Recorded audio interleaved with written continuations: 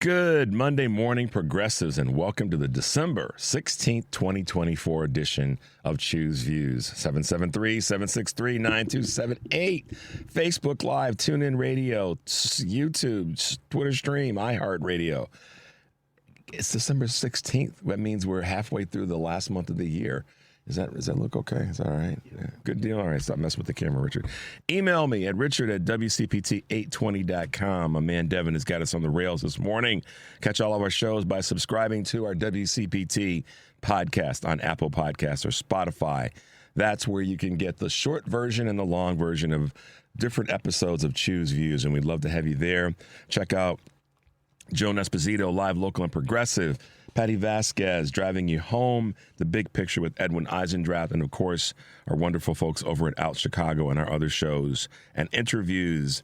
Yes, it's checking out heartlandsignal.com. That's our digital platform, and there's lots of good stuff there. Say it every day because that's the truth, and we want to see you guys over there so you can share. In this crazy time that we're in, and we know that we're a little over a month away from the inauguration. We understand that. So share good content. It keeps you active. It keeps the people that you care about plugged in, and it allows you to not just be sitting on frustration about things that are going on. So that's the reason that I say every morning on every show to share the content that you see.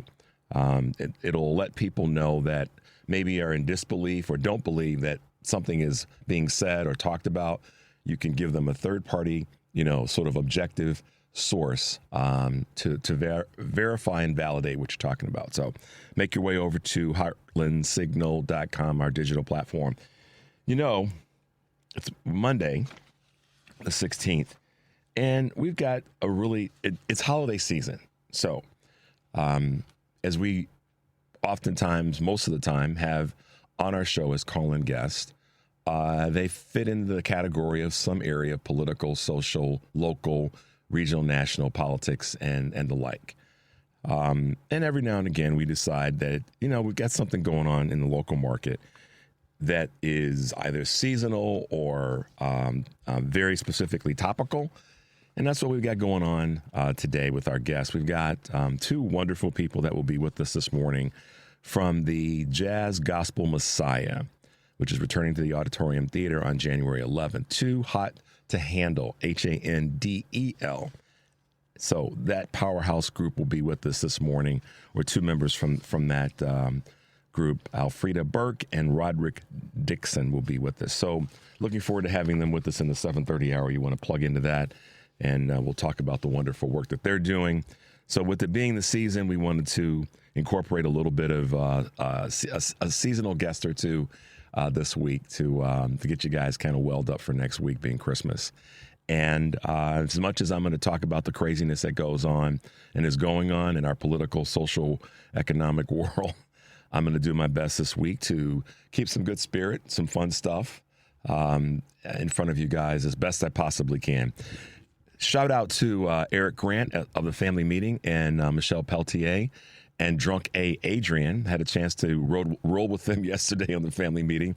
So for those of you who had to endure that craziness, it was lots of fun and lots of craziness. And, that's how, when the four of us get together in any venue, but particularly on the Family Meeting, it's kind of nuts. And we are the epitome of folks that talk over each other. But we're also very plugged into the issues that are at hand. And we talked about, is it fear or is it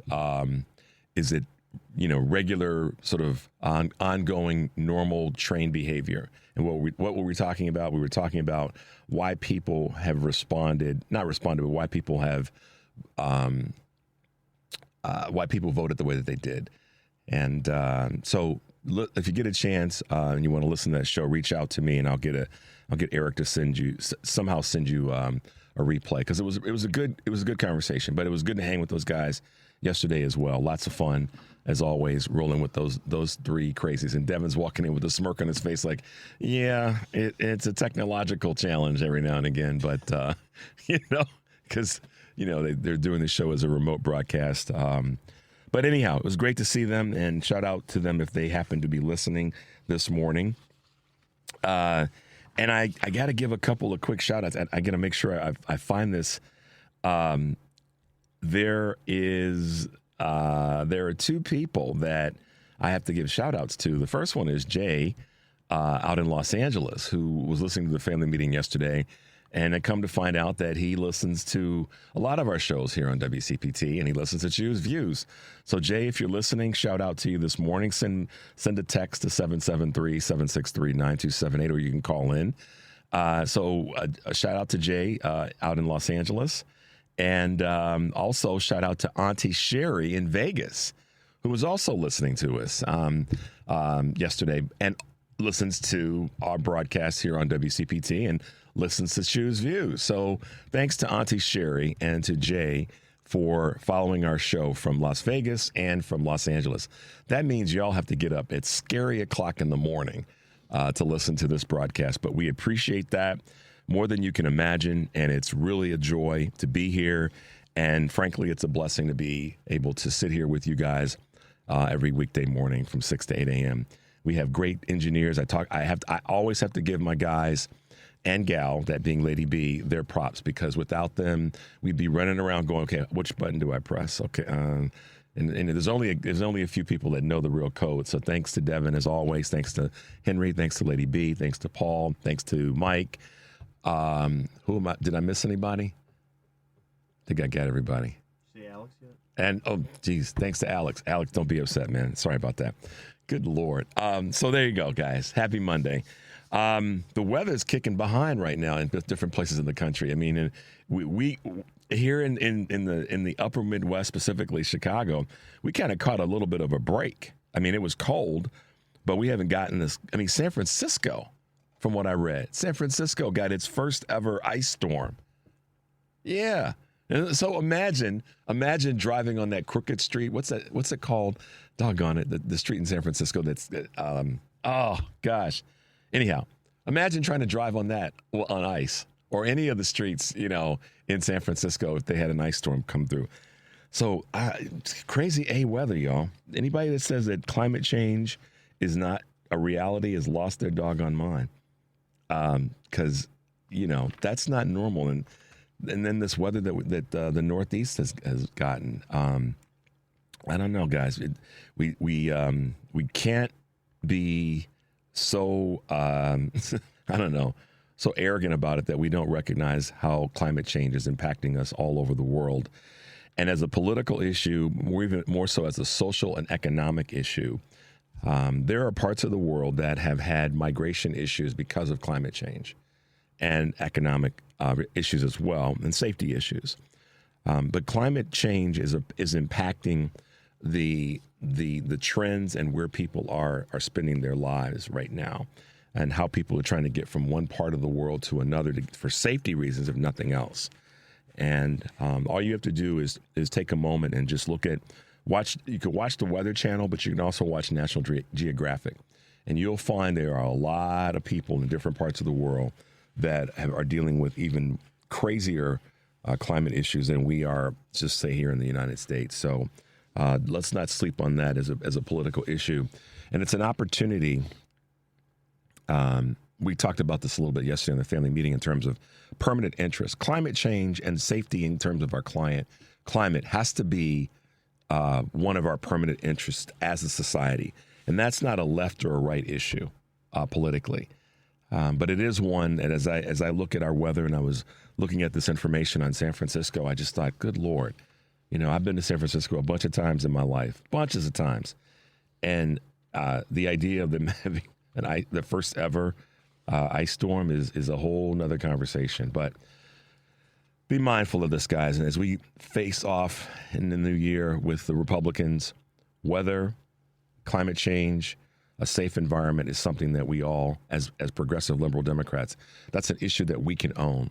Some people have said that we've ceded too much ground in certain areas, and I would not disagree with that. But doggone it, and when it comes to the weather, see, we all have to breathe. We all have to drink water. Well, all these things that we have to do in terms of living in a society where we don't have San Francisco having an ice storm.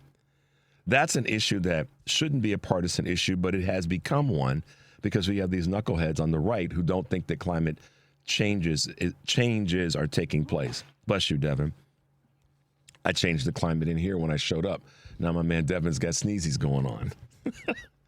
But seriously, y'all, the climate is not it should not be a partisan issue. San Francisco having this kind of weather should be a non-biased, non-partisan American issue or global issue, if you want to expand it to that space. So that's one that we can talk about every day. We can force our elected officials on any level to talk about that every single day, whether it be Mayor Johnson here in Chicago and the city council, whether it be the county officials and all our Cook County and our collar counties, if you will, the state of Illinois with Governor Pritzker, the regional elected officials, our national officials. There has got to be more conversation around what we do to positively impact the climate. And it's almost like during this election, if you think about it, Devin, I don't remember, and I'm not pointing fingers at Vice President Harris or President Biden, and I'm frankly not pointing issues at the Republicans, but nobody really talked about the climate during this election season, right? Do you remember? I mean, honestly, and this is just grown folks being grown folks. Devin, do you remember anybody on either side at all talking about? I mean, in any. Like, I'm going back to the DNC, and we were there at the United Center. Do you remember any politician? I can tell you one. There is one person that did talk about it. And we actually had him as a guest on our show. But that wasn't really center stage conversation at the DNC. It certainly wasn't at the RNC. Right? I mean, anything you can think of? Not at those, other than Trump doubling down on his whole, the windmills are killing whales, but that's about it, really. Yeah. Ben Jealous, who is the head of the Sierra Club, we had an opportunity to interview him. He was a former head of the NAACP. Google him. We're going to have him on the show definitely in a new year. But he talked about it.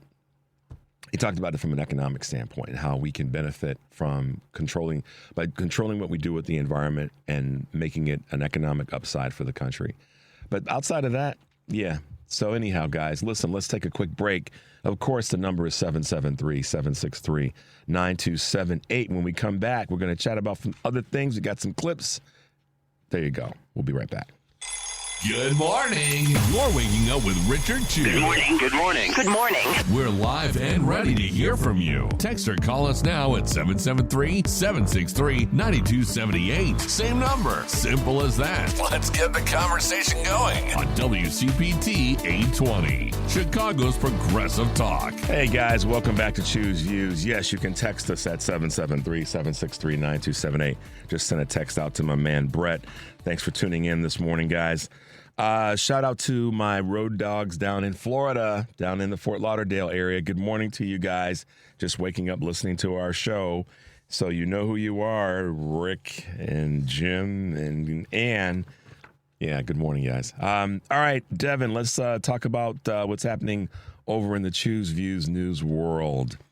Because the Teamsters are pressuring Amazon. Teamsters are keep making inroads at Amazon. Members at 2 New York City area Amazon warehouses have unanimously voted to authorize a strike potentially today, actually. The Teamsters say Amazon has a mid-December deadline to negotiate a new contract for workers at Staten Island's JFK 8 and Queens DBK 4 facilities, but has refused to engage. The class sets up a possibility, now this is crazy, of 5,500 warehouse workers walking off the job just days before Christmas.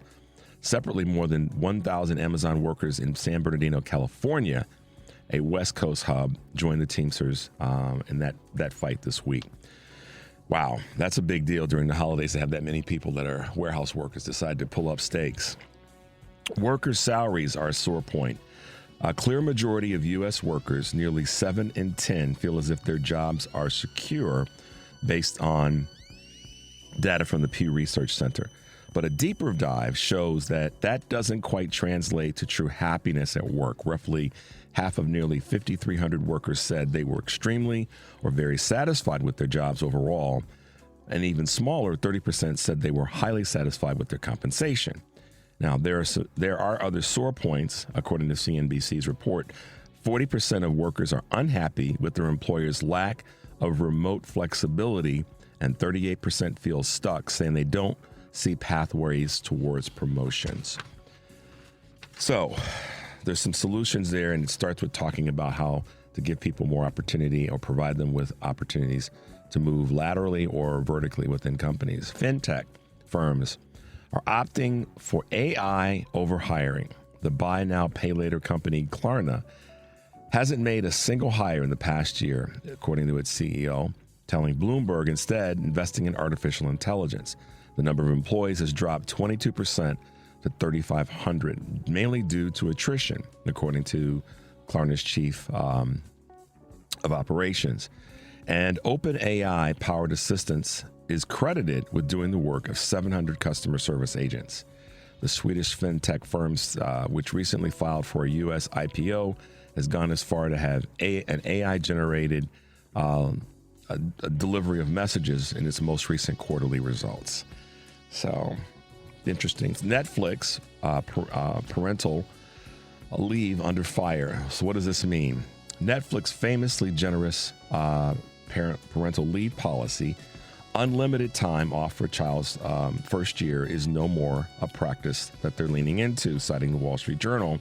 And internal documents that their current and former employees apparently had comments in this space. Too many staffers, quote, took full advantage of the policy, so Netflix is quietly changing the rules. Though it's never explicitly reversed course, some inside the company now worry it's losing the no-rules culture that once attracted top talent. Might want to revisit that, Netflix, because companies are looking for top talent, and if you take away some of the benefits that make it, more robust to work there, they're going to find other opportunities. All right, casual dining chains are on the decline. I didn't know this until I saw this piece in my news feeds. The past year has been brutal for one of restaurants restaurant bankruptcies and closures, and the casual dining sector has suffered some of the worst blows. According to The Atlantic, American dining habits have tended toward the extremes of the pricing spectrum post-pandemic. In other words, leaving mid-priced establishments in the lurch. A shift toward takeout hasn't helped, with nearly 3/4 of restaurant meals now consumed off-site. And while this fast casual sector has expanded to pick up the slack, the decline of the middle-class sit-down chain represents yet another loss for the country's diminishing supply of third places to go. And last but not least, obesity declines pegged to the GLP-1s. Obesity has declined in the United States for the first time in years. Going back to 2023, researchers giving preliminary credit to the proliferation of GLP-1 weight loss drugs like Ozempic and Mounjaro. A study published in the Journal of the American Medical Association mapped changes in obesity rates in various regions against insurance claims for weight loss prescriptions, and noted that obesity declines were sharpest in the South. Sorry, guys. Where the drugs were most heavily prescribed. Elsewhere, however, a study in Norway and Denmark linked Ozempic to an increased risk in the rare sight condition NAION, which can lead to vision loss. I didn't mean to chuckle, but I could not stop myself from not chuckling on that one in terms of in the South. Sorry about that, guys. All right. This morning, when we talk about what's happening in our Choose Views, thank you for that little bit of a segment there. 773-763-9278 is the text number. I will reply back. Got the laptop rolling with me this morning, so I'm able to kind of see what text you do, what you guys do send out. So there you go. And sorry about that, guys. A little chuckle of myself. We had a really interesting weekend of things happening. And, how do I approach this without sounding completely like I'm being unfair? But I'm not being unfair. You guys saw that former Speaker of the House, Nancy Pelosi, is on the mend now after having fallen and broken her hip. And so we wish her well in that recovery. And I guess she's going to have in some ways hip replacement. So that's no fun. But I posted this on social media that it might be an indication that it's time for her to sit down. I'm not going to even get caught up in the ageism conversation. She's 85 years old and, apparently still doing good work. But it's probably time for her to sit down for her own health, particularly with this injury. But I also have to say it from the space, or from the place, I should say, that there are people who are chronologically younger than her that in many ways I feel like she's standing in the way of letting those younger voices come forward. And she would probably be better by offering her mentorship and helping younger folks who want to get in the fight. And when I saw that she was injured, I felt bad for her because nobody wants anybody to be injured, particularly somebody that you care about and you love. And we love Nancy. I don't know her, but we love her for all that she's done. So I'm hoping that the people around her, and hopefully her daughter, can say, Mom, it's time to sit down. It's time. And use her largesse, both financial largesse, ability to raise funds, and her ability to just galvanize. I mean, we know she's a thumper. She can get folks together. And use that as a tool to help bring younger folks into the mix. I don't want to see her go down the path that Dianne Feinstein went down. That's not necessary. So hopefully she'll be able to kind of get her head around that, and that her daughter and her children will say, Mom, it's time for you to sit down. We'll see what happens. But I saw that, and that was the first thing that popped in my mind. I said, okay, call a timeout. Let's the younger folks that want to be in the game get in the game and help them do the great job that you did, because she's done a great job. This last 6-8 months have been stressful for the entire Democratic Party, of which she's been a leader of for a long time in her voice, and all that happened with President Biden stepping aside, and we all know what the conversations were. But this could be an opportunity for her to step out gracefully. So I'm crossing my fingers that she will be able to hear that message from the people that are around her, and I hope that the people around her are telling her that that's maybe what she should consider doing. And I didn't want to let that slip through the cracks and not speak to that, because I didn't want to sound, be hypocritical in that space. I think she needs to strongly consider that this is a time for her to take a break away. No pun intended. I didn't mean that to come out that way. For a time for her to move away from the spotlight and be a support system, a mentor system for younger folks that want to get into the game. So let's hope that she will see that. All right, guys, it's that time. We're going to take a quick little break. The number, of course, is 773-763-9278. We shall be right back. It's Choose Views with Richard Chew on WCPT 820, where facts matter. Hey, guys, welcome back to Choose Views, 773-763-9278. Okay. So, Devin, you probably heard about this in terms of last week, Trump rang the bell at the New York Stock Exchange, and the markets went down. And I like to just poke the bear, poke fun at him anytime I can.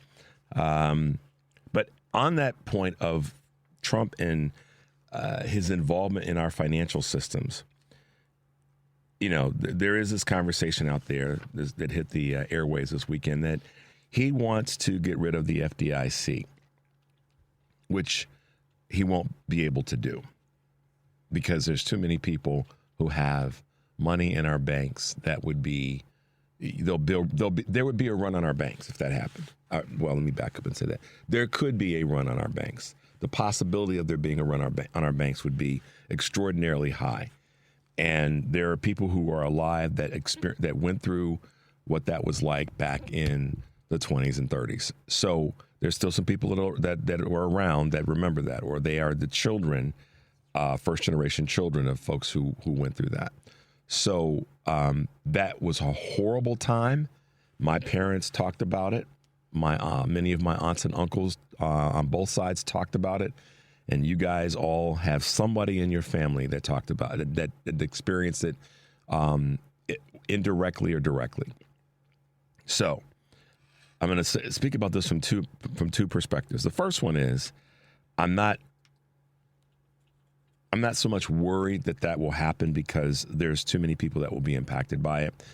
Now, I know that there's folks that have said to me, and I got various communications over the last few days that said, yeah, but that's the reason that Musk and Ramaswamy and Thiel are, really leaning into this whole Bitcoin, or not Bitcoin specifically, but crypto universe, because they want to be able to deplete and deflate our current financial systems. And Peter Thiel is one of those folks. If you Google him, you'll see that he's had commentary around the need to alter our financial systems. So I don't disagree that there are people out there that want to disrupt our current financial systems. No question in my mind, they're out there. However, there are so many more people that have a bigger stake collectively than those three guys do in making sure that the FDIC, no matter what Trump says, remains in place. Act of Congress is also going to be part of this. From everything that I read and that I know, he doesn't get to use a Sharpie to get rid of the FDIC. That's something that's got to that there's going to require some congressional, not hearings, but congressional vote on this. If anybody, I think that the concern, and I've had this question come at me a couple different times over the last kind of 60 days. Should I leave my money in the bank? I would say I'm not giving you financial advice. Let me be clear in that. I would. I would also make sure that you know where all of your money is. So it's always good to do an assessment of your. And the reason I'm taking this slow, guys, is that I always have to caution not to give financial advice, but always know where your money is. Always know where all your funds are, no matter how you, where it is. Know where it is. I'm not telling you where to put your money. I'm just saying know where it is and know how to access it in the easiest way possible with the least amount of stress. Should we still support our banking systems? Yes, absolutely. And FDIC is part of that. It would be, this is a great text I just got. In the FDIC and this Republican depression under Trump would make the Republican depression under Herbert Hoover look like a Sunday school picnic. That's true, because there's so much more money in our banking systems now, and there's foreign money in our banking systems. So I again, I'm not giving advice. I'm just saying from a commentary standpoint, I don't see that that's going to go away. That being said, know where your money is, know where your resources and assets are, and be on a day-to-day basis, know what to do in the event of. And that way you aren't going to have to deal with any crazy surprises. All right. I wanted to touch on that because I've had a couple people over the last couple days ask me my opinion in that space. And so there you have it. All right. Staying on what Trump said versus what Trump's going to do or be able to do. You guys heard the clip. You've seen it by now, or you've heard about the article, and you heard about the article in Time Magazine where Donald Trump talks about, the grocery prices. Wow, Devin. This is the same dude that said, I'm introducing groceries to the conversation, and I'm going to bring groceries down. The price of everything's too high, too expensive. And when asked and pressed in that space, he kind of blew it off to say it's going to be hard. It's going to be difficult to do. So essentially, you guys, those folks out there who said, it's about the price of groceries. It's about the price of goods. It's about the price of this, that, and the other. You got fooled by the okie doke. Because he said it now that he doesn't really know if he's going to be able to get them down, and it's going to be very hard. Yet, during the campaign, he had so many people thinking, oh, he's going to bring down those eggs in my local grocery store. He's going to bring down all these other things. And now he's not even backing up on that or retreating on that. He just recognizes that he doesn't know what the hell to do, didn't know what to do. Here's the crazy thing about it. The man sitting in the White House right now and the man and woman sitting at the top of the administration right now, they knew what to do going in. They have been doing it, and they would continue to do it. But too many people in America were hard-headed, arrogant, and candidly kind of stupid. And a lot lazy to not do the research. You knew more about what was happening on a doggone reality TV show than you knew about what the president and the vice president have been doing to affect prices in a positive way. You could tell me more about what the rankings were in the NFL, MLB, the NBA, soccer, on and on and on. But you couldn't, excuse me, guys. But you couldn't have a conversation about what the president and the vice president have been doing to positively affect prices on goods and services in America. And I got an email from someone the other day, and I talked about this a little bit, that criticized me for sort of glossing over that there are millions of Americans who are having difficult times. And I intentionally wanted to bring it to the conversation so that people would realize that I'm not glossing over that by saying that we have had a stronger economy in the last 4 years than we've had in really the last 4 decades, to be honest, based on the numbers, not my anecdotal opinion. So I'm not glossing over any of that. I'm intentionally and unapologetically highlighting the fact that a lot of people who have been impacted are impacted less than they were 4 years ago. That's the message that I want people to know. That a lot of people didn't do the work. A lot of people believed and bought into the garbage that they were fed by parts of mainstream media and by people who really don't have your best interests at heart. And so now we've got this dude who is a president-elect that says that grocery prices are going to be hard to fix. But yet, so if that's true, let's look at this from a couple of angles. If that's true, then he either lied or he's too stupid to know what to do to fix it. But it's a little bit of both, because he said he knew what to fix it and he was going to take care of it on day one, among other things that he said he's going to do immediately. It's going to be easy. He literally said Biden administration is at fault here because they haven't fixed this problem, when in fact they were fixing it ongoing. And secondly, he said, I've got a better plan. But the better plan now seems to be it's hard. And he's kind of blowing off the responsibility that he said to the country to give me. So I hope the Republicans suffer politically for that. And yes, I said it full-throated. I hope the Republican Party and Republican voters who were arrogant, so arrogant that they said that Biden's not doing anything for the economy, Biden's not helping enough people, and the list goes on of all these crazy comments. But I specifically, let me be clear, I hope the Republican Party takes a hit and has some political disaster come their way because of the fact that they lied to the American people over and over and over again in this space. And along with that, the mainstream media didn't report on the successes of the Biden administration as it relates to the economy, as it relates to inflation, and as it relates to the working hard to get the price of goods and services down. They were deficient. They were negligent in many ways.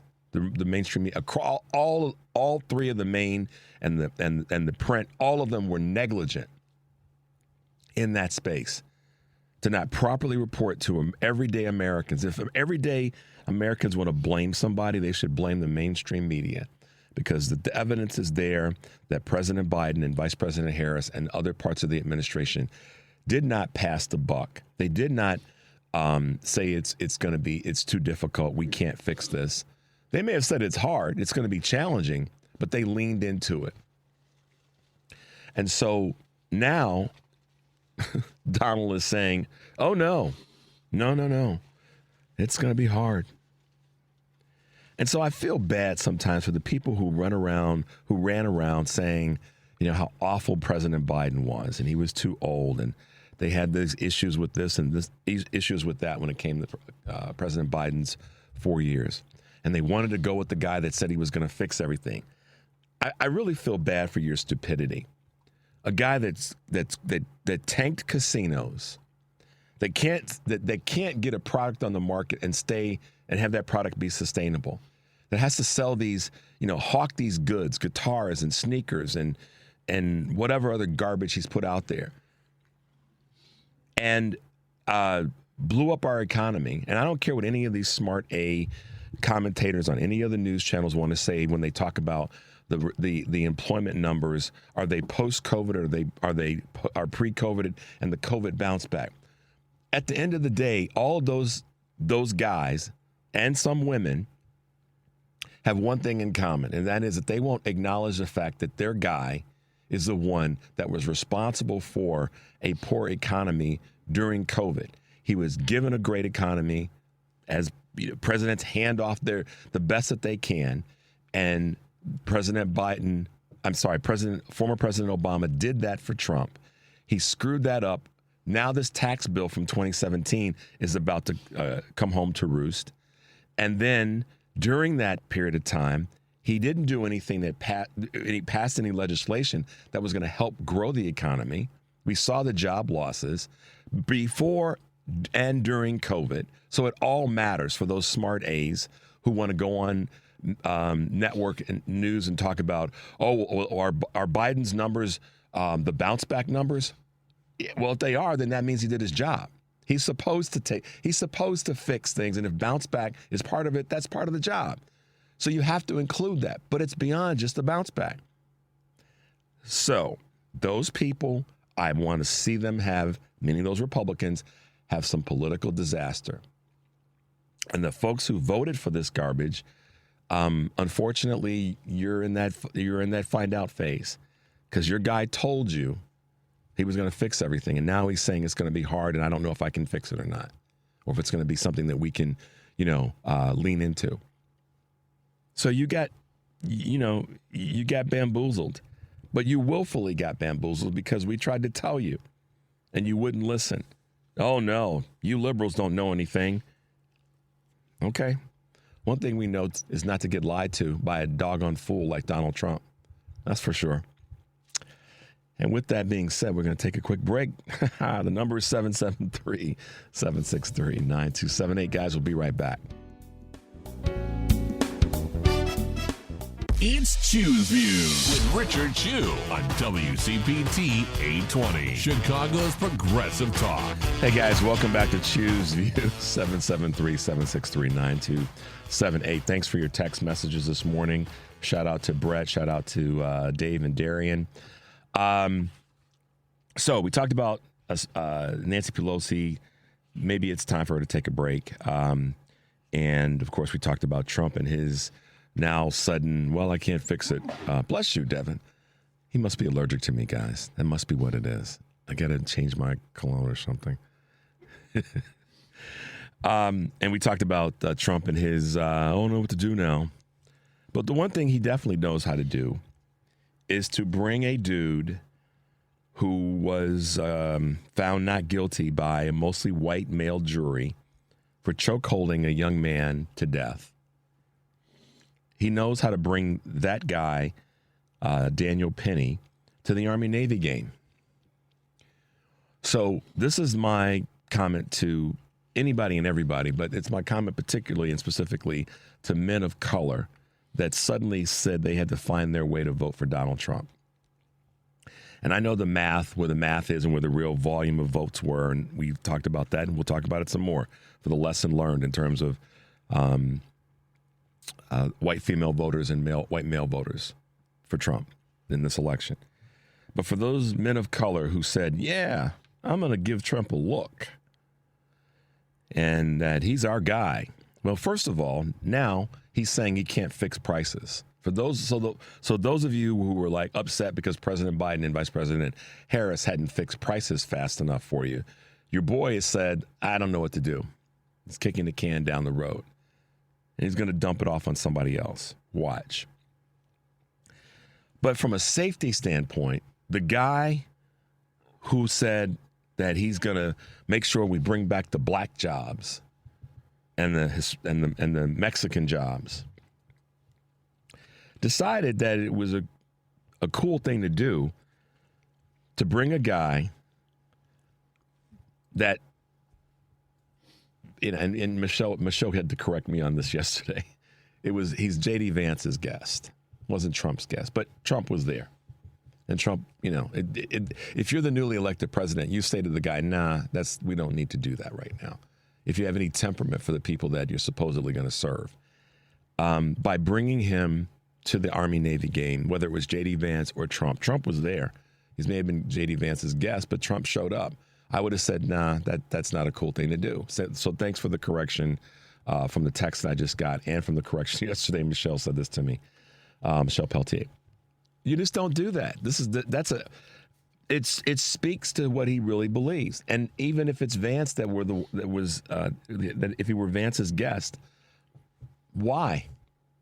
I thought you were down with making sure that the people who were the voters that were coming your way, men of color, you wouldn't sort of have a slap in their face. But you did it anyhow. So this is one of those moments when I have to ask people, specifically, those who voted for this ticket that, look a little bit like me. This is the kind of stuff that they really represent. And we understand that the man who was in this chokehold had some mental issues. We get all of that. I'm understanding all that. But this is one of those things that, in my observation, that Vance and Trump should have stayed away from. Why would they want to bring this guy? Because it's endorsing the fact that, it's okay for that to happen. So we're endorsing. And let's put it this way.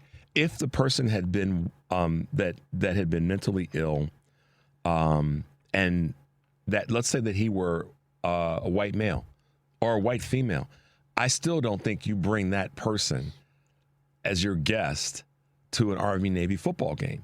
You kind of keep your hands off of that. So some of you who might be listening going, oh, here Richard goes again on the racial tip. Well, if that's where you are, then that's where you are.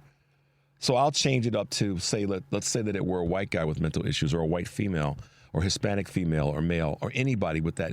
You don't bring that person to an event like that. I just think it's not even bad it's bad judgment, in my opinion. It's just, you don't do it. So I'll let that alone. I'll leave that alone. I just found it to be offensive that you would do that and not recognize that somebody's family member was lost. And you're going to bring the guy who got found not guilty, certainly not innocent, but not guilty, to an Army-Navy traditional football game that's supposed to represent us as a country coming together, and then on top of that, fans cheering USA, USA. I mean, once again, so you guys think I'm crazy sometimes with the stuff that I lean into and look at, but I'm really not. I'm just trying to point out the stuff that I know that you want to talk about when you're with your family and friends, but you don't because you're worried about what they're going to say. But this is how we've lost ground.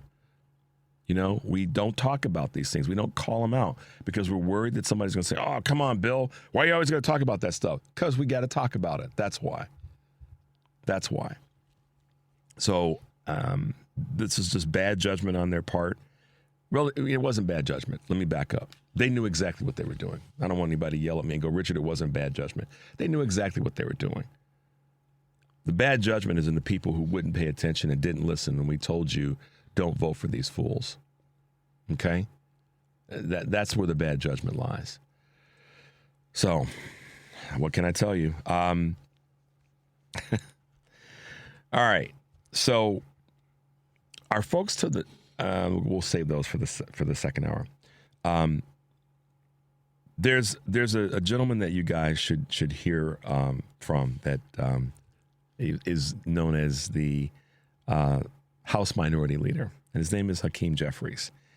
And I think this clip sort of hits home with what a lot of people have been talking about what really happened with the numbers with this election and what people should really be paying attention to. So Devin's going to play this clip from House Minority Leader Hakeem Jeffries.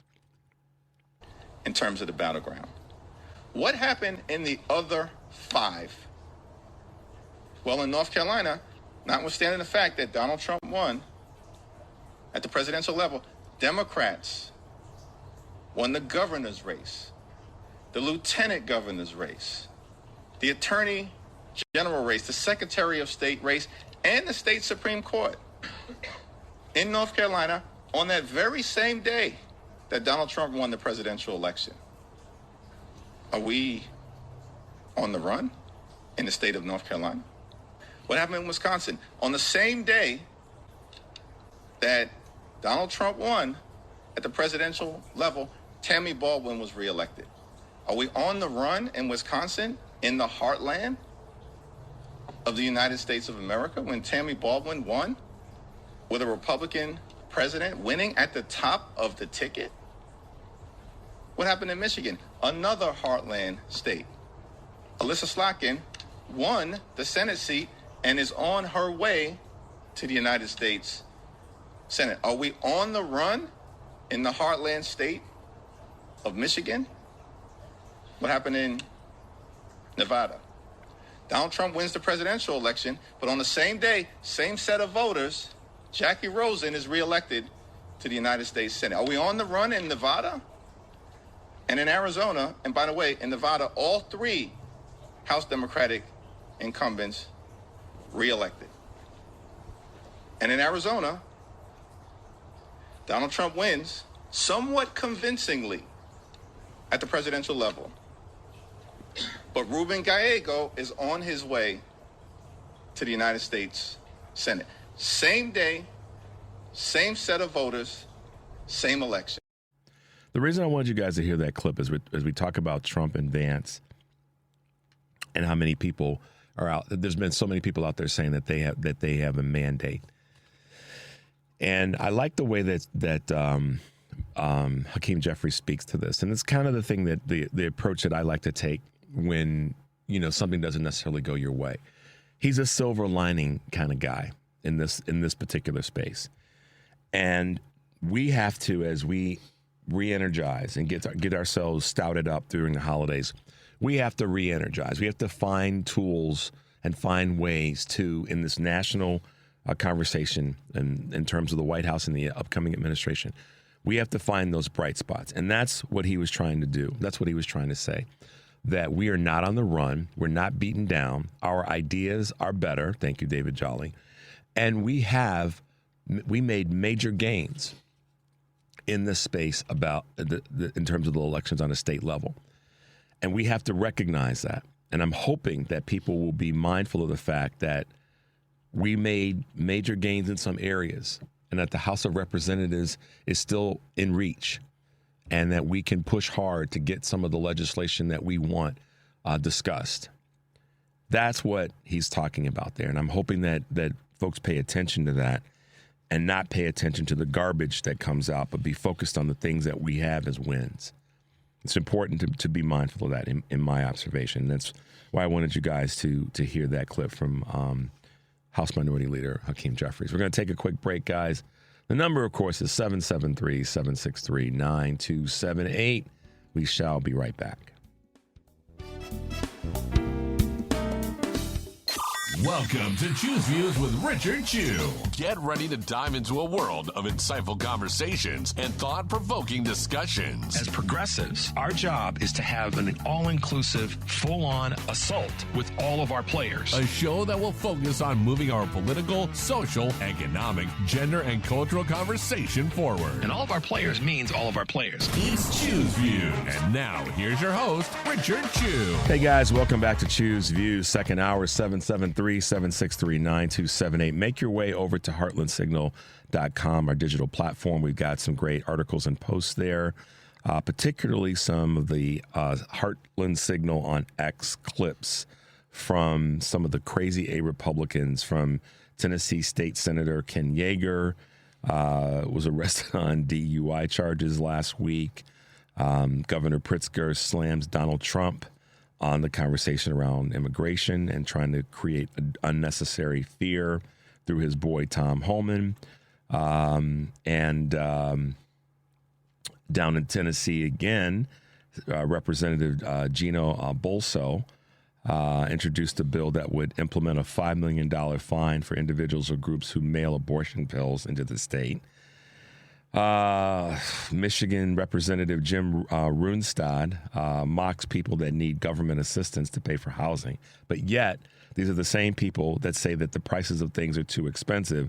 But for people who need help, they aren't providing tools to help them in that way. So make your way over to Heartland Signal. We've got some great articles and posts, and certainly some videos on Heartland Signal on X. We got a little contest running. You may have heard the commercial spot earlier, but I'm going to give you a live read. Fry the Coop, not fly.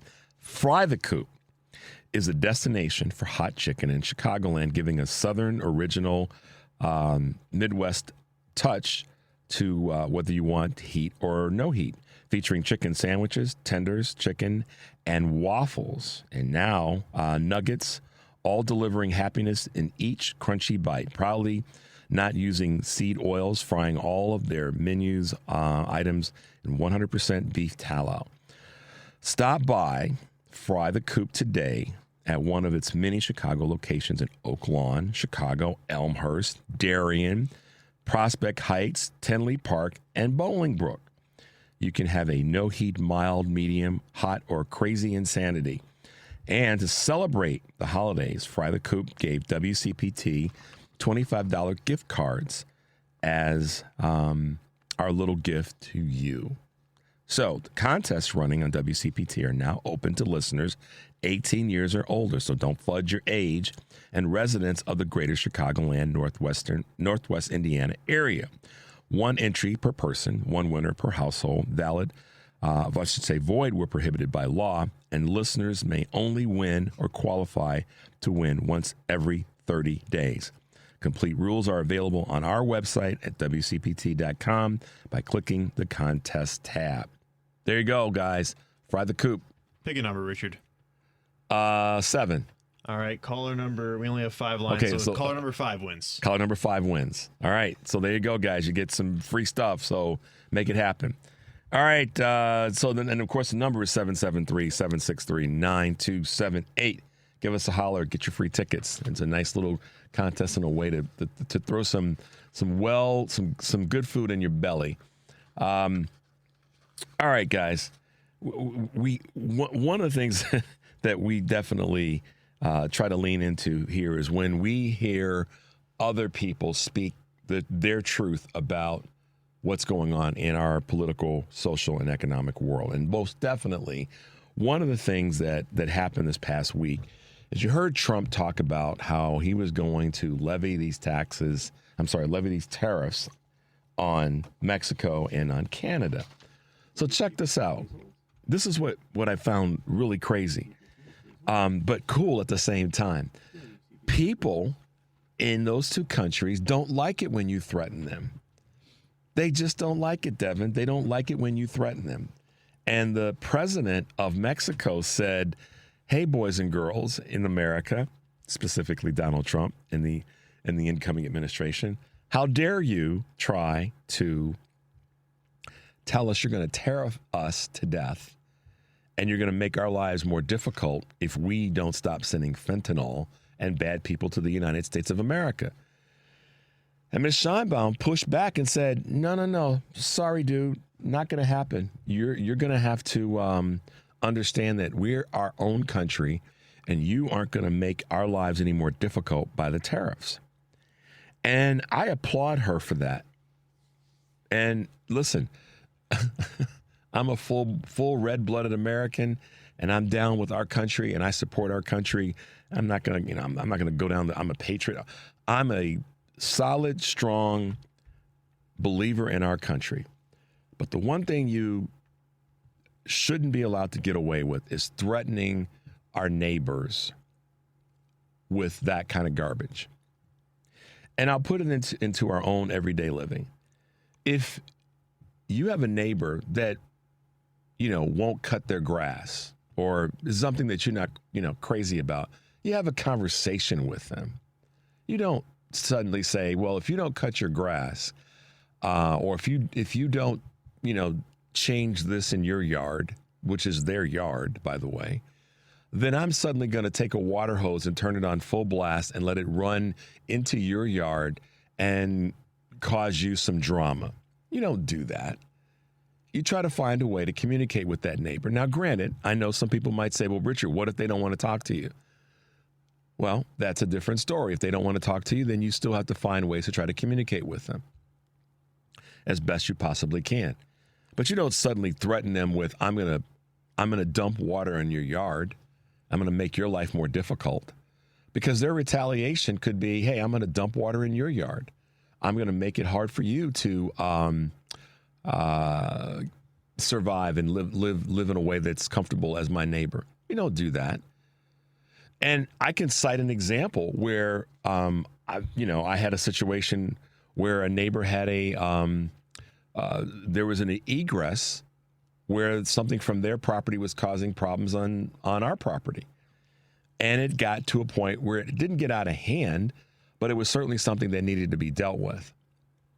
And then when it reached a point where it was there was going to be a potential point of no return, I emailed and I texted our neighbor yet again and said, hey, we really have to figure out a way to deal with this. And if you need our help in fixing it, we'd be more than happy to come up with a way to work it through so that this is benefiting all of us.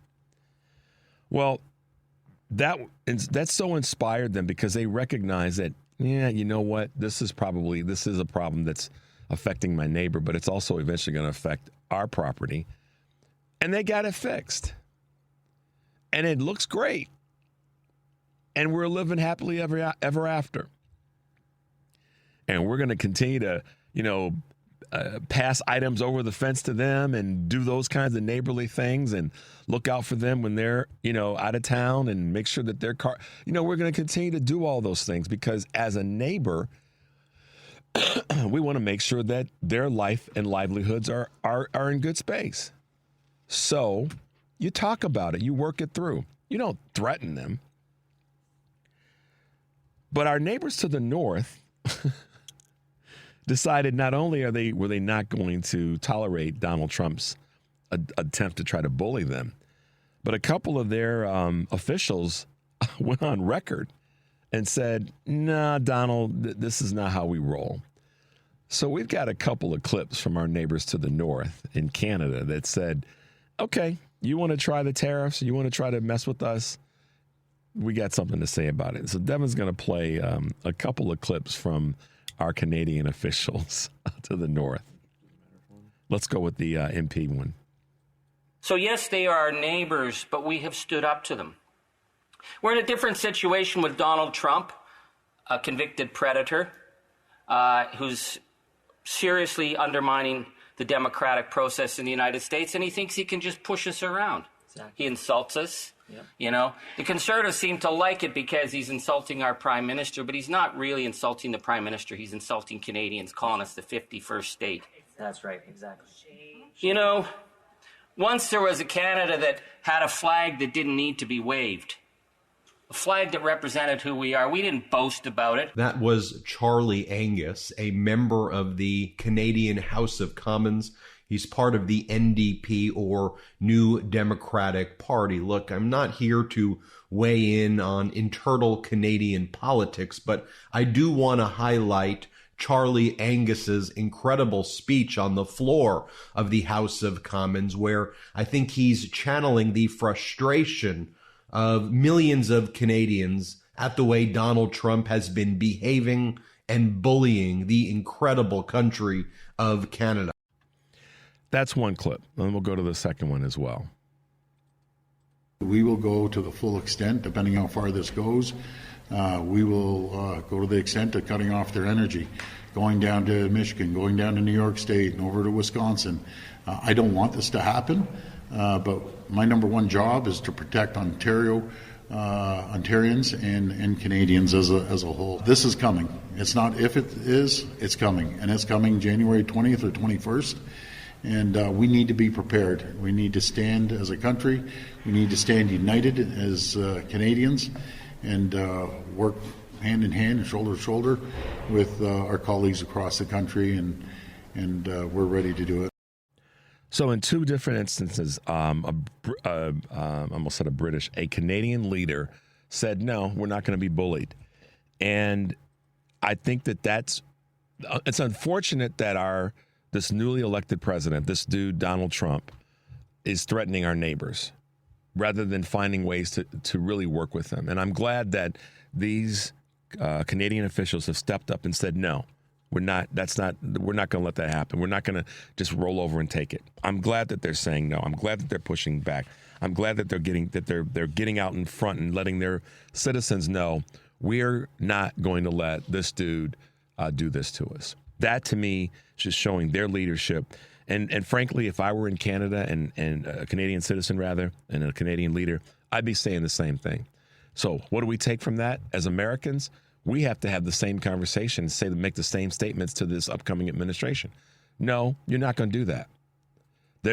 If Canadian officials can fight back like this, then we sure as hell can in our own country. We sure as hell can stout ourselves up and say, no, we're not going to allow you to run roughshod over us, Donald Trump. You have to be willing to take that kind of a stand. All right, guys, kind of blew past the break. We're going to take a quick break. Number is 773-763-9278. We'll be right back. Welcome back to Choose Views with Richard Chu on WCPT 820, Chicago's Progressive Talk. Hey, guys, welcome back to Choose Views, 773-763-9278. Glad you guys are participating in our little Fry the Coop contest. Always good to have a little contest going, and it's the holiday season, so why not?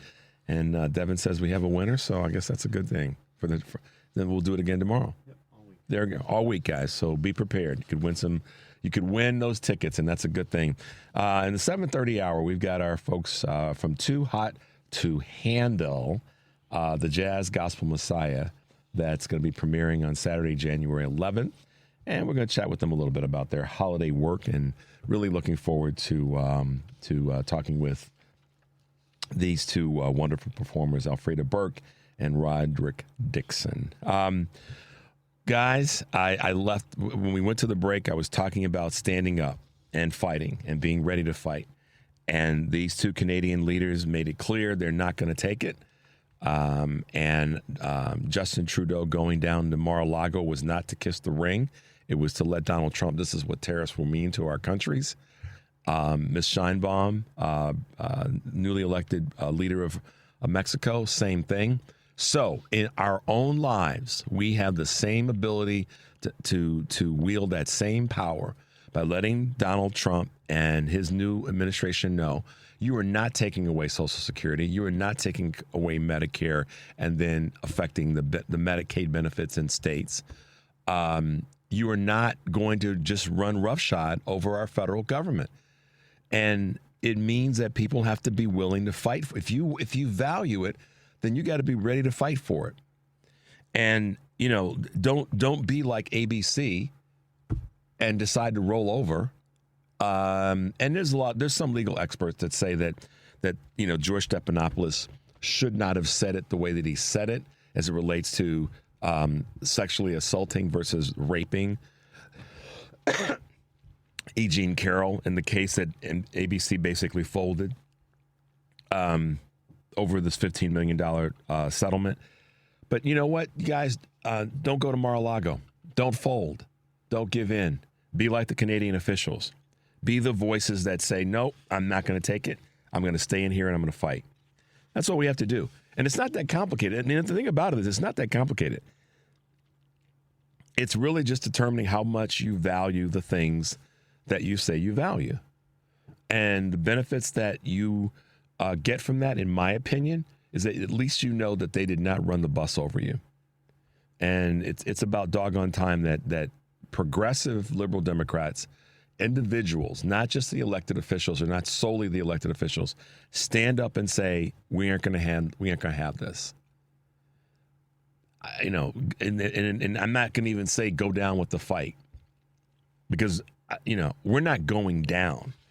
And the reason I played the Hakeem Jeffries clip is because I want you to understand this thing was close, much closer than one would want to talk about. And I understand that we didn't win the White House, we didn't win the Senate and hold the Senate and win the House of Representatives, but there were so many victories, and let us not be overshadowed by the bravado and the gaslighting from Trump to not see the areas that we did have wins and victories. And no, I'm sorry, Miss Lindy Lee, you traitor. We are not going to be relegated to the desert for the next 4 to 8 years politically. That's not going to happen. And then if you guys know who she is or heard about this commentary from Lindy Lee, who back in the summer was speaking glowingly about Vice President Harris and the money that she had helped raise and all these things as part of the DNC, the Democratic National Committee. And now suddenly she's turned on her and turned on the Democratic Party and went on Fox News. I mean, it just proves that sometimes political prostitution does work. I'm not even going to say I was disappointed, and I wasn't even surprised. And unfortunately, too many of the progressive voices just got right. Everybody got glowingly excited about Lindy Lee. And then as soon as she gets an opportunity to grab the knife and stab people in the back, she did it. And you guys who follow this stuff know what I'm talking about. She went on Fox and basically said the Democratic Party is done. And, the Democratic Party is awful. And I'm paraphrasing, of course. But, how do you do that? How do you go from inside of less than 90 days, you or less than 180 days, you go from wonderfulness to trash talking the Democratic Party, and she did it. And that's the part where I sometimes tell people you have to you got to do a little bit more work on folks. Part of the reason that we're in this trouble is because too many people don't do the work to really understand where people are. And to that end, it's led to having the Lindy Lees of the world run around, hanging out with and talking about. Listen, this is what I want. I have to say it this way. I've been tap dancing around this, so I'm just going to cut to the point. She used her access and her privilege to get close to the Democratic leadership. And the minute things didn't go the way that, and the Democratic and progressive voices, and the minute that she found an opportunity or an opening to say things that were ugly and nasty and basically stab folks in the back that gave her a voice, she did it. So what I want folks to start to do, and this is part of the lesson, Eric and Michelle and Adrian and I talked about this yesterday. What's the lesson learned here? There's a number of lessons that I think can be learned. But one of them is we need to push people to do more research, to be a little bit more prodigious when it comes to finding out who people really are and knowing a little bit more about them. And when they do stupid, not even stupid stuff, when they do stuff that's this, what I'd call political prostitution, they need to be called out in droves by us. It needs to be made clear to them that you don't get away with that. And that is also going to be, I think, part of in terms of the lesson learned, our way of saying we have to be willing to call people out sooner. I've been saying this for months, if not years. You can't give people 6 months or 6 weeks or 6 days anymore. Because if you do that, then they feel like it's okay. No, call them out in the moment. If somebody says some garbage to you, and particularly if it's a lie, you got to call them out now. If you don't, they then either believe you agree with them or they think that you don't give a damn and aren't going to do anything about it. Let them know. And in this current environment, if we don't do that, then we're going to continue to cede ground. And that is part of the lesson that I think has to be learned by progressive liberal Democrats. Just call people out right now. Don't wait. Make it known right now. And I think we have a clip that I want to play that kind of speaks to the importance of doing that. And Mark Morial, who is a leader in the Democratic Party and has held many positions in terms of heading organizations in the WCPT and on. He speaks. Mark knows what's going on. Devin's going to play this clip for you. Let's look at the numbers. The unemployment rate was 6% the day Joe Biden took office, 6.4%. Now it's 4.1%. The black unemployment rate was 9.3% the day he took office. Now it's 5.7%. The S&P was at 3,700. Now it's at 6,000. The Dow Jones was at 30. Now it's at 45,000. The important thing to understand as we mark this moment is, what do the numbers say? I think the second thing that's important to the Biden administration, and I think they did not a good job telling the American people that they had put in place a long-term blueprint for the American economy. We need to know the numbers so that a year from now or 2 years from now, when we evaluate the Trump administration's economic policies, we look at what it means for unemployment, what it means for black unemployment, what it means for the stock markets, what it means for the American growth rate. These are the barometers by which we should measure. He's calling it out numerically. And so you guys want to be prepared to call people out when they say things that are not truthful, that are not accurate, and certainly not relevant. He broke it down.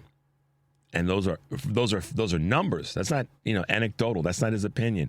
That's what was and what the Biden administration did. So we have to be prepared to call those things out. We have to do the research, and do the research not on just the data and the facts, but do the research on the people. We can't have these Lindy Lees running around, trash talking and backstabbing the people who are out there trying to get the work done. We just can't have that anymore. They've got to go. If they aren't going to be part of the team and fighting in the direction and doing like the Canadian officials are doing, then they got to go. We don't need them in our conversation. We just don't. We need the Mark Morials and the quality data that they're going to bring to the table in the conversations. And that's what I want us to do. I want us to be, again, the lessons learned. We have to be a little bit more stout about the people that we're putting in positions where they have voices. And even myself, I have to hold myself to a higher standard, like making sure that what I'm talking about is relevant and is going to hopefully inspire you guys to fight harder in this fight. So, I feel compelled to speak to you guys this way, and that's why I wanted you to hear those clips, because they're very, very relevant to how we have to fight. It is not a mandate, like Hakeem Jeffries said. We're not going to let them run the bus over us, like the Canadian official said. And when you come to the fight, come with data, like Mark Morial just stated. So there you go, guys. Clips have meaning because they capture what people who have a voice can do when they use that voice the right way. So quick break. When we come back, we've got wonderful guests that'll be with us, 773-763-9278. We'll also grab your calls before the end of the show. You're listening to Choose Views with Richard Chu on WCPT 820, Chicago's Progressive Talk. Hey, guys, welcome back to Choose Views, 773-763-9278. Before we went to the break, I was talking about everybody stouting up and being a little bit more diligent and doing a little bit more work to make sure that you are prepared for the conversations and that you don't let stuff slip by and that you're willing to be able to challenge people and that you know some of the data points. That's how we are able to then fight back. So I want to just, to give you that quick reminder in that space. Now, as I said earlier, that every now and again we have to kind of sprinkle a little bit of seasonal fun. We are in the holiday season, and we definitely want to do our best to make the best of it. And sometimes one of the best ways to do that is with a great musical performance. And this morning, we happen to have two of the members and vocalists from the upcoming Too Hot to Handle. And I mean handle as in the great composer. The Jazz Gospel Messiah will be making its way to the auditorium stage in early January. And we are fortunate this morning to have two of the standout vocalists with us, Alfreda Burke, soprano, and Roderick Dixon, tenor. Welcome to Choose Views. Good morning, guys. Thank you. Good morning, Richard. Good morning. Good morning. Well, you can hear the difference, but did you catch that, Devin? We heard the soprano and we heard the tenor. Yeah, come on with it. Come on with it. Well, guys, thanks for being with us this morning. This is a political talk show and on a political progressive radio station. But I'm a holiday guy, just like the rest of us, and we all love the opportunity to be able to bring some joy and cheer, even in the craziest of environments that we all live in. And I want to just thank you guys for being with us this morning, and excited. I know you've got to be with this upcoming performance that you guys have at the Auditorium Theater. Tell us a little bit about what's going on, and tell us a little bit about the performances that's coming up in January.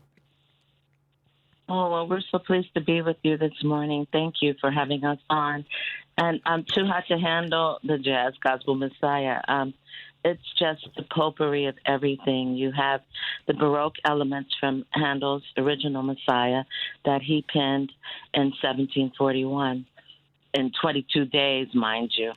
And it's still, even though it has multi-genres, jazz, blues, gospel, rock, there's so many things there, even moments of reggae sometimes. It still has that uplifting, inspiring message of hope. It is based on the scriptures, as you know, from start to finish, the prophecy, birth, life, death, and resurrection of Jesus Christ. And it just brings hope to everybody. On the stage, you'll see an orchestra, a big band, a rhythm section, 3 soli, a choir, and an energetic, enthusiastic audience. So it is something for all demographics, all ages. We want everybody to come out, and it will certainly, you won't leave like you came. That's Roderick. What are your comments about the upcoming performances? Well, the Chicagoans who have been a part of the tradition of the show for 19 years know that it's a new show. We have some of our great Chicago people who are going to be involved in it, like Fred Nelson III on the Hammond organ, actually, who's the music director for Jennifer Hudson and was the music director for Aretha Franklin. We have Alma Waddles on the piano from Detroit, who's unbelievable. He's a monster. We have the Chicago Rhythm section from New Faith Baptist International. Joy Woolfolk, Sheree, and Kwan playing.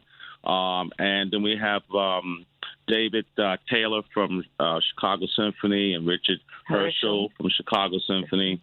And then we have all of the jazz. Rajiv is playing solo in this. Rajiv Halim. Mm-hmm. And then we have, of course, the big band and the jazz players, as well as the string section from Chicago members. So it's a Chicago group with George DeLuto conducting an unbelievable choir that just absolutely destroys the auditorium thing. I'm talking about the choir and the audience. They go at it. You understand what I'm saying? They get in there and they have a hot, it's really something else. It's something to behold. But the auditorium theater, I thank God for them, because that's our main theater. It's been here since the 19th century, and it's a beautiful, gorgeous place. And we're just so proud and so happy to be a part of this great tradition. And God bless our city, the city of Chicago, and the surrounding areas, because it's all about the people coming together, like you said earlier. Well, and here's what's so cool too. You've even brought into the mix as part of the roster the music director or choir director from Old St. Pat's here in Chicago. Yes, Bill Frere. Bill Frere. That's right. Bill Frere. He put that choir together over 19 years, That's and right. we call them the Gideon group. I mean, they come at you. Yes, they have energy, and we've been doing the piece in Chicago since 2006. Yeah. And in Detroit at the Opera House there since 2002.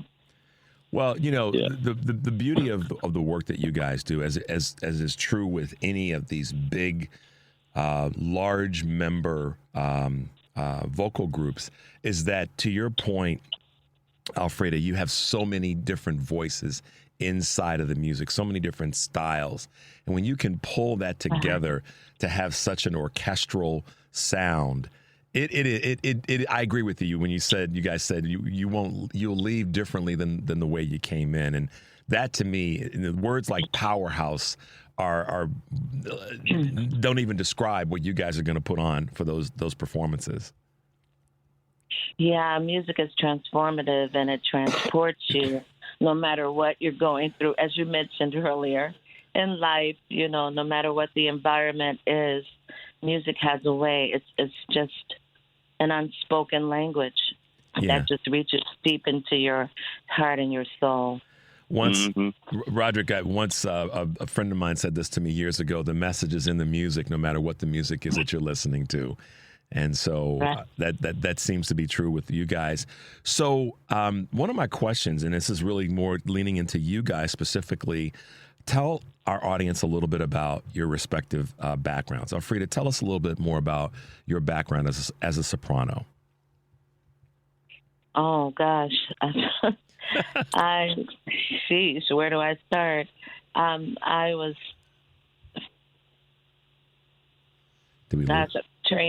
I formally trained at Roosevelt University, Chicago College of the Performing Arts. It was Chicago Musical College at the time. I got 2 degrees from them, and I've been singing professionally all over the world, I'd say nationally and internationally. I made my debut at Carnegie Hall and at Symphony Center, Chicago Symphony Center, under the baton of Daniel Barenboim and the Chicago Symphony Orchestra, singing in the piece Electra. So just been doing operatic, concert repertoire, classical PBS repertoire. special. Yes, PBS special with my husband, actually, Hallelujah Broadway, in which we did the uplifting, inspiring songs from Broadway musicals. And that was aired all over the nation. So those are just a few things. It's hard to put it all into. But she's missing out a very important element as well, is that her mother and father had come out of Mount Pisgah Baptist Church with Reverend Wells, and her godmother was Roberta Martin. So my wife is dipped in the gospel world and gospel music and understands what it means to go to church. I'm a pastor's kid. You're a PK? Yeah. PK. She understands. Pastor John H. Burke and Mamie Burke. Yeah. Let me tell you something. I met her when very special people. I met her when she had those pumps on and she was playing the Hammond organ. And I saw her ankles with a little gold chain on it, and she was moving them feet around the Hammond, a la, Twinkie Clark, all that kind of stuff. And she'd come out of that. And myself, I'm out of New York. I came out of the same pathway she did. My father's a minister, Reverend Samuel Burke, and Samuel Dixon, as a matter of fact, First Freedom Baptist Church. And my mother, who left us this year, was a mezzo-soprano, kind of like a soprano. Had a mixed voice like Alfreda, can both soar the high notes and still give you the chest voice and bring it. And my father was a high tenor, and I have both my degrees from Mannes College of Music as well, and sing over the world like Alfreda. And actually said we did the PBS Best Hallelujah Broadway, and I've done a lot of different things. PBS with the tenors, right? 3 more tenors, and my favorite Broadway. I recorded a lot of different things, and so. It's been a wonderful joy for us. We have 2 beautiful sons, a beautiful daughter-in-laws, and 2 grandchildren. So we're blessed and highly favored. There's no shame in the game here. God has been doing it right and has done it all right all the time, and God is faithful. So we're very, very blessed. Very blessed. Too hot to handle. Grateful. The Jazz Gospel Messiah. That's just what a great way to denote it and to label it. And the fact that there's going to be material using scat, backbeats, jazz, gospel vocals, instrumental. I mean, it's really going to be a phenomenal show, and I'm going to do my best to try to make it there as a member of loving as a person that loves all types of music. This is definitely going to be a treat. So I'm gonna put it to my wife and say, hey, we should check this out because. I'm excited about listening and hearing and watching you guys perform at the Auditorium Theater. After you guys are done, what's happening in your 2025 performances? Well, we have some very exciting things happening. Most importantly, we're working on 3 projects at the same time. We're getting ready to build a show to tour Europe. And we're working with an agency over there, and we're very excited about it. And it's going to be about American icons. And the conductor, George Doolittle, Alfred, and myself are writing the show, getting it prepared. We have some unbelievable singers and dancers. And one of the artists that we're looking at is an American icon, Duke Ellington. And, of course, the other one is an American writer himself, Mr. Cole Porter. So we're really excited about this new show. And, of course, we have our concert appearances throughout the United States, specifically Nashville coming up, and also Atlanta. And so we're really, really excited about the next 4 or 5 months of work, besides paying our bills. But more importantly, we get to move people and show up and not just entertain. Yeah, we get to move people. But there's a lot going on, like you said, and we have to be about the business of reminding people to stay humane and not just be human. Yeah, very good point. Very good point. Well, it's been great talking to you guys, and as I said earlier, having a little spice of what's happening in our music world and during this holiday season, giving big hugs and high fives, as I like to say, to those who are truly talented, as a soprano in Alfreda Burke and as a tenor in Roderick Dixon, who will be part of the Too Hot to Handle performances at the Auditorium Theater, the Jazz Gospel Messiah. Looking forward to being in attendance and wishing you guys nothing but success with the upcoming performances in January. And thank you so much for being with us this morning. Thank you. Thank you. And let me mention it's January 11th at 6 o'clock. 6 p.m. Yep. And January 12th at 3 o'clock. At 3 o'clock. Yep. Saturday, January 11th at 6 p.m., guys, and Sunday, January 12th at 3 p.m. at the Auditorium Theater. Too Hot to Handle, the Jazz Gospel Messiah. Appreciate you being with us this morning, guys. Thank you so much. Thank you, man. Thank you. Appreciate it. Absolutely. Have a great rest of the day. There you go, guys. How about that? I mean, if you like, whether you like music or not, I think this is a treat that you should. This is an opportunity to treat yourself to something that's unique and special. And as Roderick said, during this crazy time that we're in, give yourself something to look forward to and to be moved by. So it's good to have both of them with us this morning. Alfreda Burke and Roderick Dixon performing at the Auditorium Theater in January, the 11th and the 12th. All right, Devin, let's take a quick break so I can get a sip of water. 773-763-9278. Guys, we'll be right back. You're listening to Choose Views with Richard Chu on WCPT 820, Chicago's Progressive Talk. All right, guys, welcome back to Choose Views, 773-763-9278. Great to have guests like that on the show. And every now and again, we're fortunate to be able to sprinkle you guys with a few folks that may not be necessarily locked into all the political conversations that we have here as a progressive station.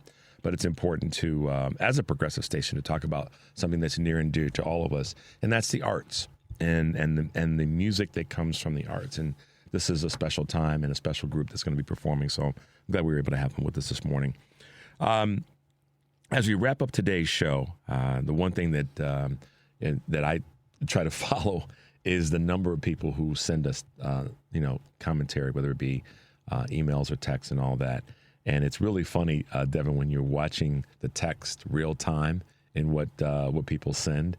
And so some things can be read on air, some things can't or shouldn't necessarily be read on air. But at the end of the day, there's trolls that are on the phone, and there's trolls that are in emails, and there's trolls that are texting. So that's how I'll put it. But at the end of the day, my position on this particular show is to fight back. And I know that we've had a lot of folks who are fearful and worried about what do we do next and where do we go.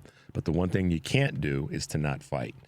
And I've had this conversation with so many different people, and that is that the blame game, and how the Democrats are awful and the Democrats don't do this and Democrats don't do that, et cetera, et cetera, et cetera.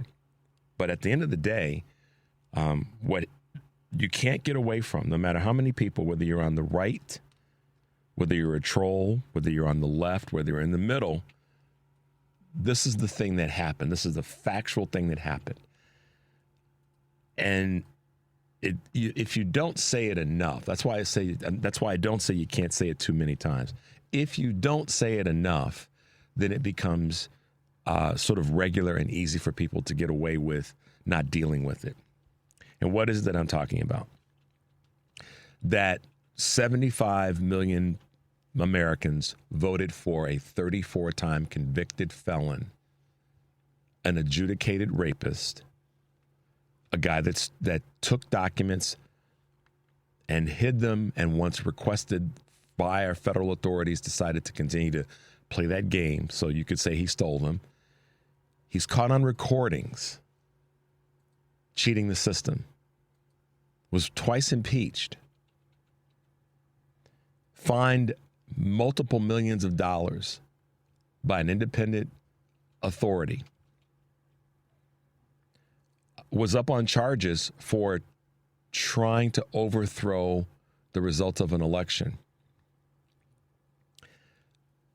A large number of people voted for that. So we can have this conversation all day long about how awful the Democratic Party is and how awful Democrats are. Democrats are not awful. Some missteps, without a doubt. And the lessons learned: fight harder, fight differently, fight better. However, those of you who voted for, and this is why I unapologetically have no love for this, you said that you wanted to vote for a person who was of that caliber. And I would ask you this question face to face, and you don't get to do a whataboutism. After you have to answer the question: would you actually trust Donald Trump in a room with your 25-year-old daughter? And that's who you voted for. So you can say to me on text, on email, on calls, whatever, all day long about Kamala Harris. But until you can answer the question about that based on the evidence, and would you trust him running your financial portfolio, running your money, someone asked earlier about the banking system. Until you can answer that question and be honest about it without trying to play the whataboutism game, then we really don't have a lot to talk about, because you've made it clear you would rather vote for that than something other than that. And so I agree with Hakeem Jeffries. The Democrats are not on the run, and we're not going to be relegated to the desert politically. I don't accept that. I don't believe that. And largely because I know that our lessons, I believe that the Democratic Party is going to learn lessons and going to come back fighting stronger. And if you, as a Republican, or whatever you want to call yourself, decided that you wanted to see all these changes that the new administration wants to take that are going to ultimately hurt you, then that's on you. You can't blame anybody but yourself when you start to see the things that you said that you wanted protected suddenly go away. So if you you voted for a guy who says that he has concepts of a plan for health insurance, and now is deflecting and saying that it's going to be hard to get prices down when it comes to groceries, that's on you. That's on you, because you made the decision to be so arrogant and to say that the Democratic leadership, the Democratic Party, the Democratic message was wrong. Okay. Watch what happens when the things that you voted for start to affect you. Or are you so privileged that they won't affect you and you just voted out of spite because as a guy you couldn't see a woman be president, or as a person that's not of color you just couldn't see a person of color being president? If that was ultimately your reason, then that's on you too. And I hope you sleep however you're going to sleep at night. Because I can assure you that my push is going to be, and I appreciate the text that I just received, that the Democrats are going to have to learn and use this as a teachable moment to how we get better and stronger and come back and thrash the hell out of the Republicans in the next elections, local, regional, national, statewide elections, national elections, and all the rest. It's time for some retooling. There's no doubt about it. But I'm going to be one of the voices that's going to push that conversation so that we can learn from the failure and that we do push harder to make sure that the Republicans who are so arrogant and so driven to destroy rather than benefit and strengthen the country get sent to pasture. Because I can tell you this, we aren't going out to pasture. We aren't running for the hills. Most assuredly, that's not going to happen. We're going to be the party that says, hey, guess what? We still got a lot of fight in us, and we're going to beat you the next time around, because we are going to learn. And we're not going to let you back the bus over us like our friends up in Canada has said. How cool is that? How cool is it that officials from another country told your boy, who you Republicans who follow us and that troll us, how cool is it that they said, nah, we're not going to let that happen. I just think this is something to marvel at. They were like, nah, get ready, dude. We're not going to take it. And letting their other citizens know we're not going to take it. That's what we have to do here in America. Okay? And that's what we have to do here in America as well. And I'm hoping that folks hear that message and are willing to roll up their sleeves and be able to take that message from those Canadian officials and take that message from House Minority Leader Hakeem Jeffries and take that message from the Mark Morials of the world with the data and say, nope, this is what we're going to do. This is what we're going to talk about, and this is how we're going to go forward. There you go. Take that to the trolls. All right, guys, good to see you. Good to see you. Good to hear you this morning, and glad you're able to be with us this Monday, December 16th. And as always, take a deep breath, make your life count. We will see you tomorrow.